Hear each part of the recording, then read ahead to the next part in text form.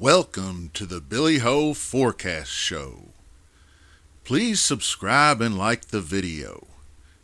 Remember, the more you share, the bigger we grow.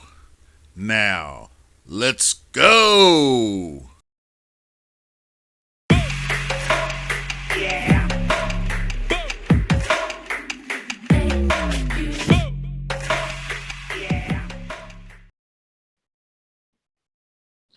Hello, Billy Ho here. In today's show, Picks and Preview, we are going to dive into round one of the FedEx Cup playoffs. We're talking about playoffs. So we're walking on Memphis first off, but we ain't got no blues, baby. We're ready to go. We're heading to TPC Southwind for the St. Jude Championship.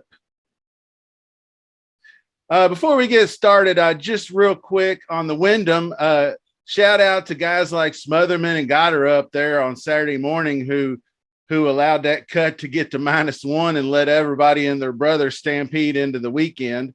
And we only lost one guy, is Hayden Buckley. That's unfortunate for those guys that hit the 6 of 6s with Buckley in them, because then they instantly, dropped a 5, and then.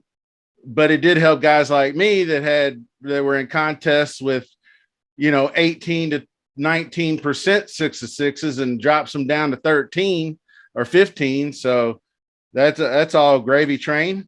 TPC Southwind, we're going to get into the course.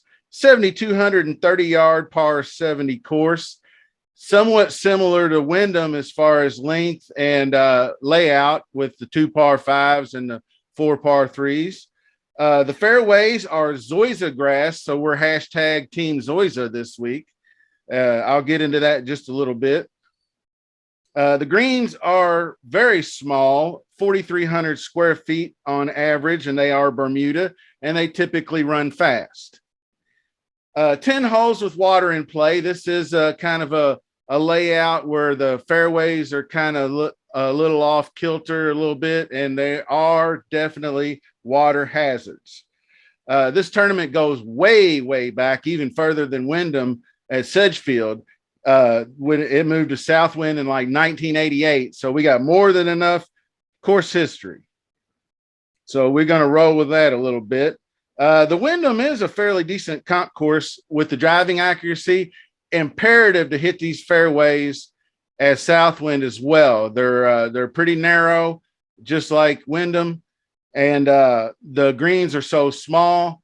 The greens in regulation percentage is obviously lower, so you got to be in the fairway to give yourself a better chance to get on the green in regulation. And because also that Bermuda rough is just like it is here this week at Sedgefield, that Bermuda rough will eat your golf ball. Now, it seems to me also the scoring holes are similar in that the front 9 looks easier and it's got more scoreable holes than the back 9. Very weird how these tournaments backed up to each other now. There are only 2 par 5s, but they're extremely gettable. Hole number 16, you can definitely get your eagle on. There are 5, I believe, short-ish par 4s, like the 420 variety, that you'll call on your wedge game for. And then there are also 7 par 5s from 450 to even 500 plus. And players, actually, that's going to be the more dominant irons that they use, is going to be the middle irons, which are more of the 160 to 70 variety. But you can absolutely score on this course. And if conditions are right, you're looking at a mid-teens, 15, 16 under easily. So let's get started.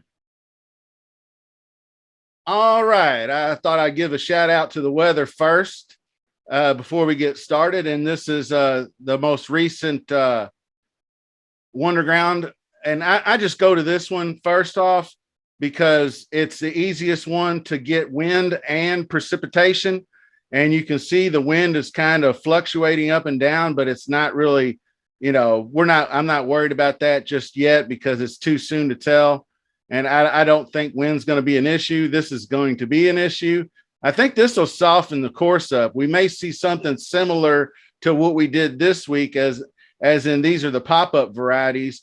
But this Wednesday is your get her done right here. As you can see, the 0.39 inches. That's a lot of rain in one day. These other two are typical, 0.4, 0.02. 0.4 is a lot as well. These two are pretty heavily, as you can see. But depending on which way this goes, because I think yesterday I looked at it and it was more Wednesday, Thursday, Friday variety. So now it's, Billy Ho says forwards or backwards, and it looks like it is creeping in a little bit sooner. So if we get up into here Monday, Tuesday, Wednesday, and then maybe into PM or AM, Thursday still, we might be all right, and we might see an extremely soft course. We might see some lift clean in place. That Zoysia grass is quite spongy, even more so than the Bermuda grass. So, skill sets. I am looking at, this is just a TPC Southwind last 5 years, kind of a course history model. And you can see some of the similar names. I was kind of surprised to see Ches Reavie way up here. That's encouraging. He just won the Barracuda a couple weeks ago, and he's, you would think this would be a course that he would go on, because basically what we're looking at is going to be hitting fairways, dialing in the approach, a little bit of scrambling, and avoiding those bogeys. This is kind of a team no putt event. I'm sure you'll hear it all week long. Justin Thomas won a couple of years ago, and he lost strokes putting. It doesn't mean you don't have to be able to make putts, because that's your final step into getting your score. But the greens are so small, it kind of takes 3 putting out of the equation. And then you have mostly 2 putts. And so you're avoiding the big numbers is your key thing. So as long as you're fairways and greens, you're going to get ample opportunity to make a putt or two to score. And speaking of Putnams, he's got some, that's only 2, that might just be 2 years worth of data if he made the cut. And as you can also remember, this was a WGC event last year, I think, and the year before. So those were no cuts. Well, this is the first event, the top 125, and there will still be a 65 and ties cut. So this will eliminate us down to next week's 70. So keep that in mind. Like I said, off the tee, you got to be surgical. Extremely important to hit these fairways to set up a good approach shot. Distance off the tee is somewhat taken away. And we already covered some weather. Greens and regulation are paramount this week. I might even bump that up a little more than 11%. So these are what I got. Good drives. I will have some approach emphasis on some other models, and I'll do the 125 through 175, and we'll run with that. And as far as players go, we don't know what the court ruling is on the live golfers yet, but they're out. They're not even allowed on the course right now. There's a couple of guys, Matt Jones and Taylor Gooch, and they're suing the PGA for status into the FedEx Cup race. But guys like Abraham Answer would be in that bucket, and actually Henrik Stenson. This is a comp course model. He actually ranks number 2, which is nuts because he's been absolute garbage for a long time, but he did just win the live event a couple weeks ago. So shout out to him. This is a comp course, which is kind of like I took kind of a few small greens, Pete Dye type things where you got to be kind of strategic. And I also threw in East Lake, Southwind, not Trinity, but Craig's Ranch, which are Team Zoysia fairways, just to see what up. And this is kind of a weird beginning stat model. but there's your number one guy. And I did want to discuss Daniel Berger. And if you remember, he hasn't played in a while. Well, this is what happened to him. He suffered a oh crap. I almost had it. Sacroiliac joint sprain. And that is the part of the body that links your lower spine to your pelvis. So can you imagine swinging a golf club, how painful that probably was? He tried to give it a go, and I think he did this as far back as Farmers. So you can remember he had a couple of WDs, and then he came back and played once or twice, and then he withdrew. He missed the cut at the U.S. Open, and that was the last time we saw him. He withdrew from the Open, obviously. Then he came back and withdrew from John Deere as well. So I don't know. It's going to be hard to play him because he does have such good course history. He's won here twice, long time ago, but he's also played well here. He's a great course fit.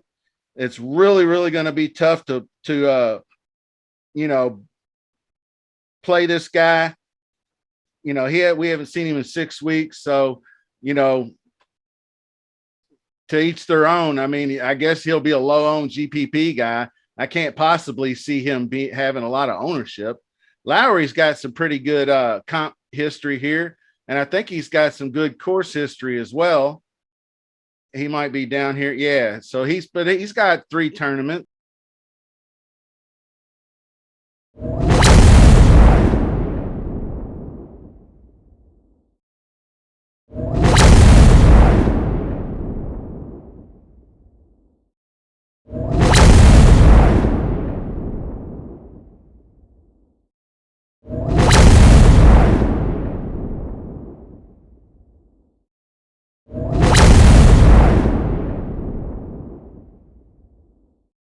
But he's got 3 tournaments. So he might be an interesting guy.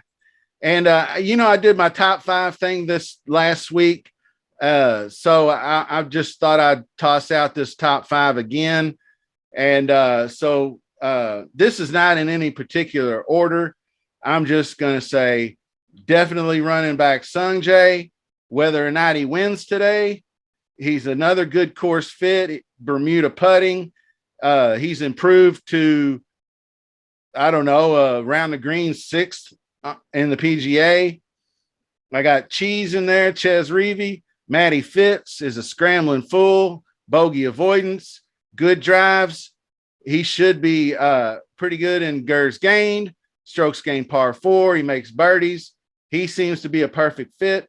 Of course, our boy Rory, who, he's had plenty of time to get over the Open. We haven't seen him since then, which has been a minute. So I'll be interested. Of course, Xander in the same bucket, but both of those guys are great course fits. So that's your top 5. I'll list them in order. We'll start with Rory. Then we go Matty Fitz. Then we go X gonna give it to you. And then we'll go Sungjae and Ches. 5 on it.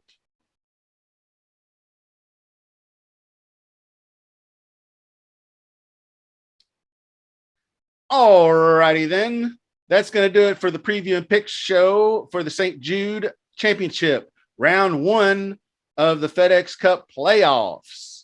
So good luck to everybody, and hope you're doing well and you cashing some money for the Wyndham Championship today. Remember the Billy Ho contest, still doing 40 water, 40 entries, $2 no holla. So hit me up on that. And shout out to the Discord crowd. You all did a great job this week breaking things down. I'm going to post on my Twitter account how to get into this Discord. I figure, down toward the end of the year, maybe some guys might want to get some different perspective. Subscribe. Can't say it enough. I hit 150 last week with a couple of great dudes on Twitter, Stewie, Ryan, and DFS Chef David, Anzo, whole bunch of people all got in there and got those extra 3. Let's do 160 this week, 170. I really, really would have liked to have gotten to 200, but that seems a bit lofty right now by the end of the playoffs. But there's still the fall swing. So until next time, peace.